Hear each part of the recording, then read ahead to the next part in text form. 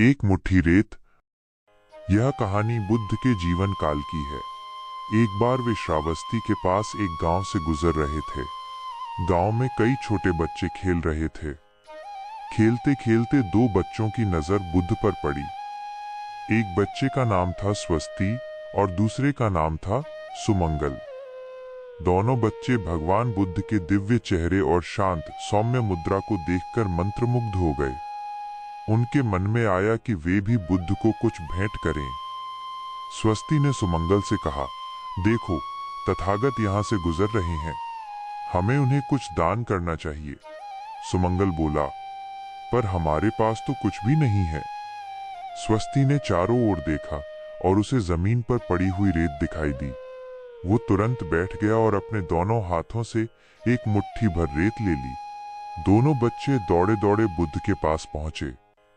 स्वस्ति ने बड़े आदर से अपने हाथों की मुट्ठी से वो रेत निकालकर बुद्ध के भिक्षा पात्र में डाल दी। सुमंगल ने भी ऐसा ही किया।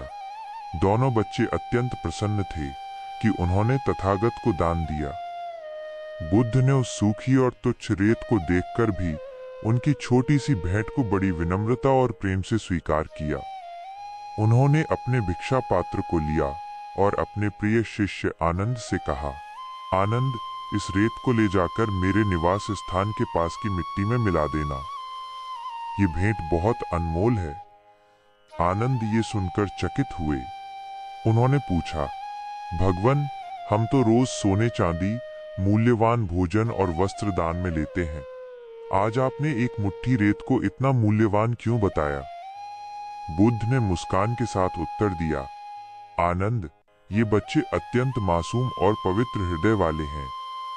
इन्होंने जो कुछ भी दिया वो सर्वोत्तम भावना के साथ दिया।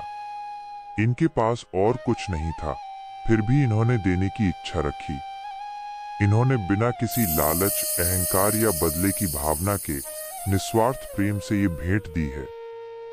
बुद्ध ने बच्चों की ओर देखा और उन्हें आशीर्वाद देते हुए कहा, इनकी ये सरल और निस्वार्थ भेंट सभी बहुमूल्य रत्नों से अधिक महान है, क्योंकि ये विशुद्ध हृदय से दी गई है। दान का मूल्य उसकी मात्रा में नहीं, बल्कि उसे देने वाले के भाव में छिपा होता है। आज इन बच्चों ने मुझे एक राजा के समान निस्वार्थ प्रेम का सर्वोत्तम दान दिया है। बुद्ध की ये बात सुनकर आनंद और सभी भिक्षुओं की आंखें खुल गईं।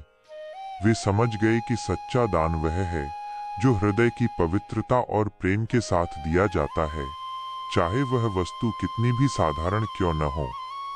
सीख: इस कहानी से हमें यह शिक्षा मिलती है कि किसी भी कार्य, चाहे वो दान हो या सेवा, का वास्तविक महत्व उसकी वस्तुगत कीमत में नहीं, बल्कि उसके पीछे छिपी हमारी सच्ची भावना, शुद्ध भाव में होता है। एक मुट्ठी रेत भी अगर सच्चे हृदय से दी जाए तो वो संसार के सबसे बड़े दान से बढ़कर हो सकती है।